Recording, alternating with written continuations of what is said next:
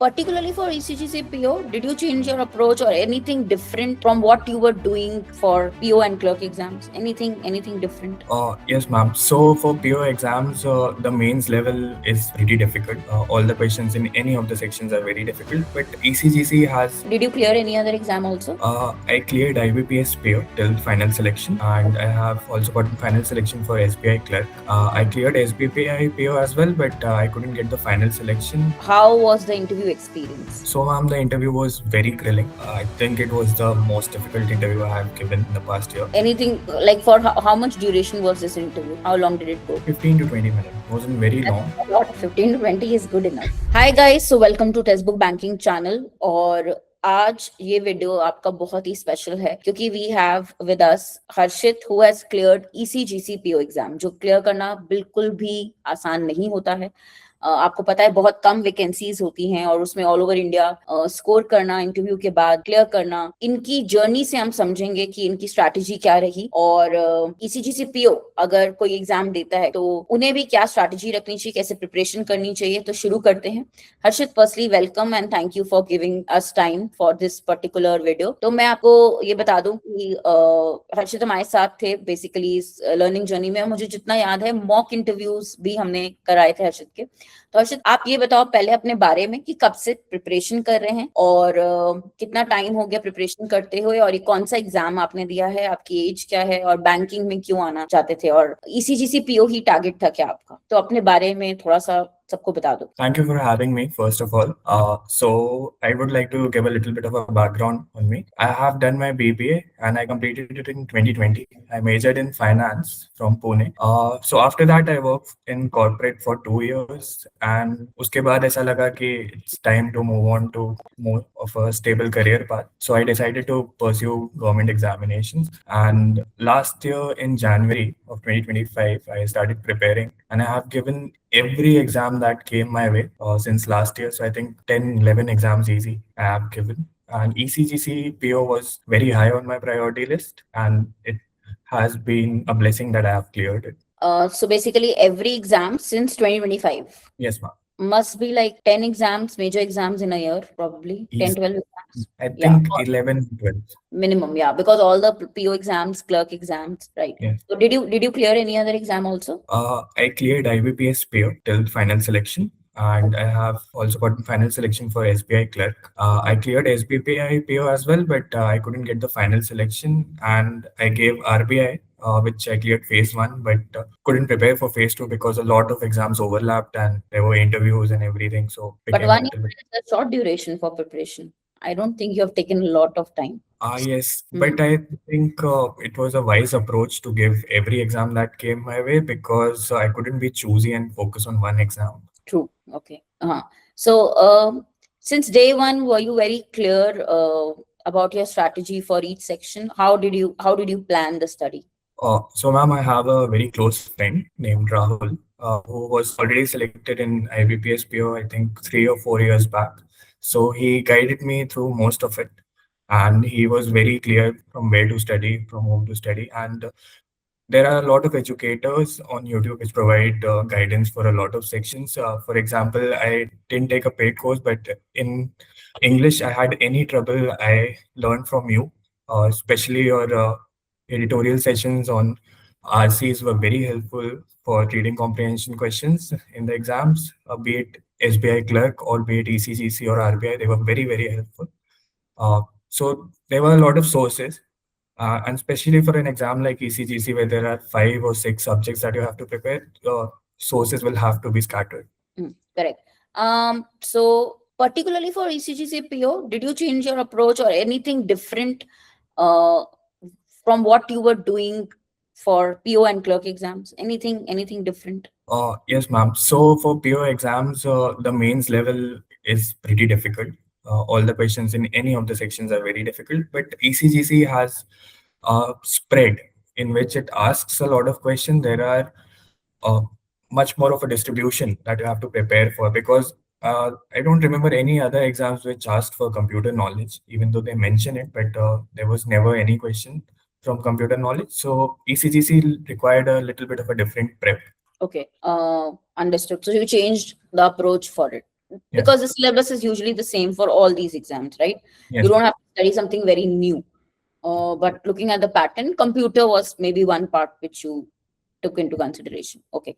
And now, were you hoping that you will clear this ECGC PO exam? Yes, ma'am. Actually, I was hoping that I would clear the exam. And Okay. I knew it was a very long shot because only 30 candidates and I think 85,000 people applied. So it was a Yes. very, very slim chance. So, how did you get that confidence? Like this time you'll clear the paper. Uh, so my friend told me कि seat अपन को एक ही चाहिए. It doesn't matter 100 vacancies आए, 1000 vacancies आए. हमें एक ही चाहिए. So we have to target with a tunnel vision to clear through these exams. Okay. And how was the interview experience? So, ma'am, the interview was very grilling. I think it was the most difficult interview I have given in the past year. There were four people, and I think one of the sirs was the ED of the organization, and the rest were GMs. So, it was an interview that was basically a stress test. It wasn't much of a check of knowledge because they knew you know the stuff, you learn the stuff, you have the capability, but you have the capability to handle any situation that comes your way. That's what they were testing. So it Okay. was mostly about how you cater to their needs and how you handle the situation. They could ask you anything from anything. Do you remember any of the questions during the stress test? What did they ask? Ma'am, it wasn't much of question answer based. It was they were trying to basically pull anything out from me, which from which they can answer questions. From example, they asked from work-life balance, or they asked why do you want to choose this job, which was Hmm. a very big question for all the ECGC interviews. I believe Hmm. that why do you want to join ECGC particularly, Okay. Hmm. and Yeah. that was what they were grilling on very Okay. harshly. Okay. And anything like for how much duration was this interview? How long did it go? 15 to 20 minutes. It wasn't very That's long. not a lot. 15 to 20 is good enough. Yeah. Usual average, we say like 8 minutes is okay, but 15 to 20 is good enough. I think it was like 5 minutes for each interviewer, and the last that asked the questions, he gave me a scenario-based question that if you're an exporter and then you're exporting into Sudan, so what, and you have the financials of the company, what would you look for? So there were questions like those as well. So a lot of quick thinking questions, I believe. Okay. Situational questions, uh, testing your common sense, your presence of mind, Yeah. which is great, which is very different from your regular other interviews, of course. So, did the mock interviews help you? Yes, ma'am. Mock interviews are very helpful in my opinion because they build up the confidence. Even though the questions will mostly never overlap apart from the introduction and a few questions, but the confidence that is necessary to give an interview can only be concreted basically through mock interviews. There's some kind of practice that goes in interview as well. You Yes. just can't go, right?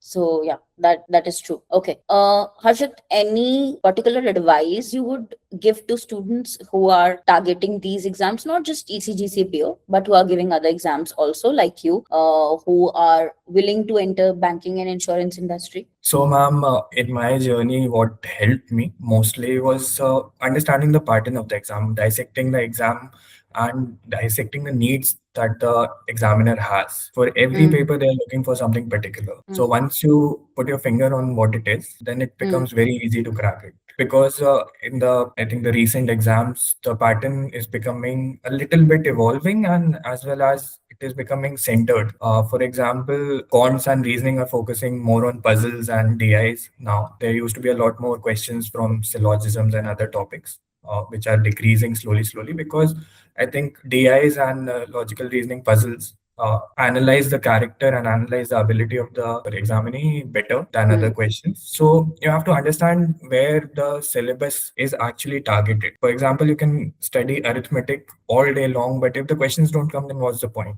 So you have to see a lot of past year papers and then analyze what are they asking and how can I target mostly through Pareto principle, the 80-20. How can I prepare the 20% of the topics and get the 80% of the questions right? That is a very smart approach, I must say, Harshit. That for every exam you did analyze, like, maximum question. That's a very smart strategy. You understood that I don't want to be like, I don't want to score full in my favorite section. That is not the target.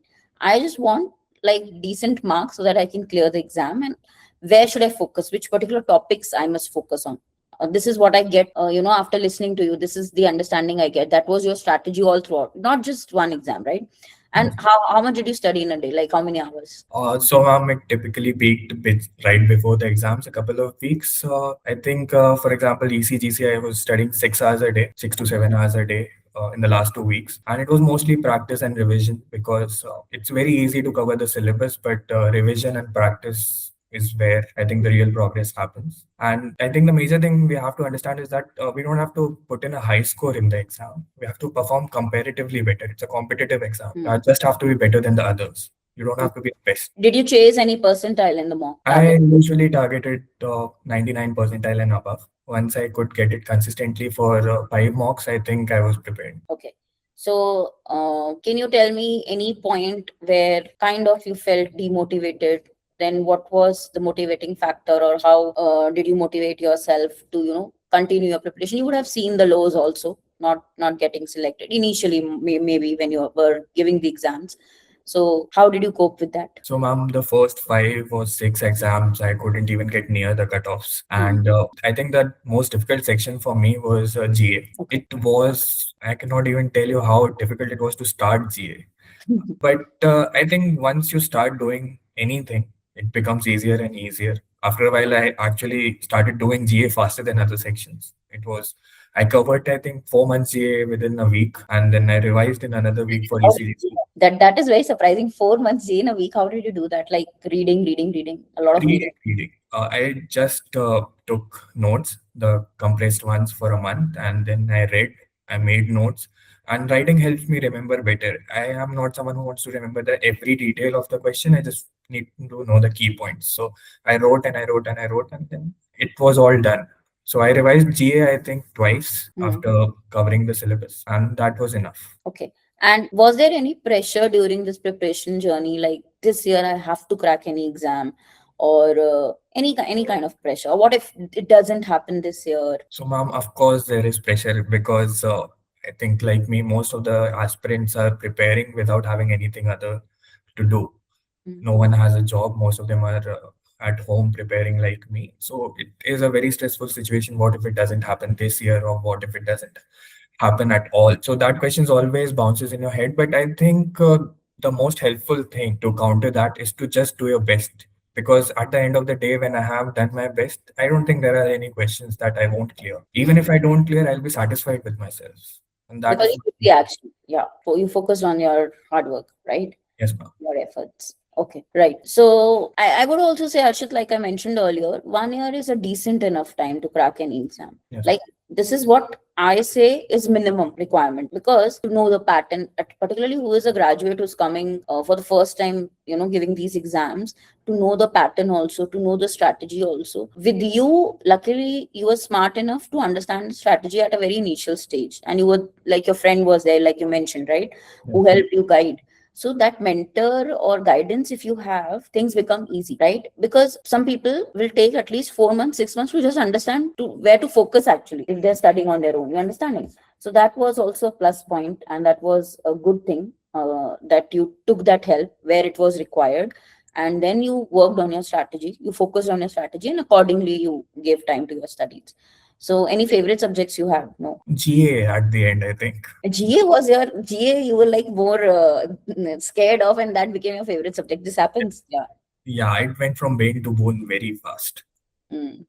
That's interesting. That is very interesting. Now, people should understand, if they hate a subject, that can become their favorite subject somehow. They have to start working on it, right? Yeah. Okay. Okay.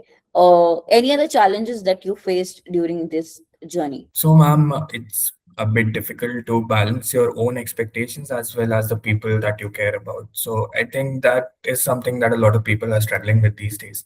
But I have felt that it is more important to focus on your own needs, especially when you are focused on clearing these exams, because the competition is just relentless. Every seat has at least 2,000 candidates vying for it. So if you don't focus on yourself and you get scattered, then I think that is something that impedes the progress a lot. So, Harshit, what's an ideal number of mocks one should give in a day? I think, ma'am, towards the exam, 1 mock per day is more than enough. Given the duration, of course, if it's a 2-hour mock, then I think one is enough. It's a 1 hour mock, then two can be done easily. For example, when I was preparing for IBPS and SPI PO examinations, I think I gave 60 to 70 mocks before the exams. Pre-level, 60 Yeah. to 70 marks. Okay. And for mains? For mains, I think I gave 15 each. 15 each for no separate exams. Yeah. 15 mains mocks. 60 to 70 is a good number for pre. But that is minimum because for your speed also this is important, right? Yeah. Okay.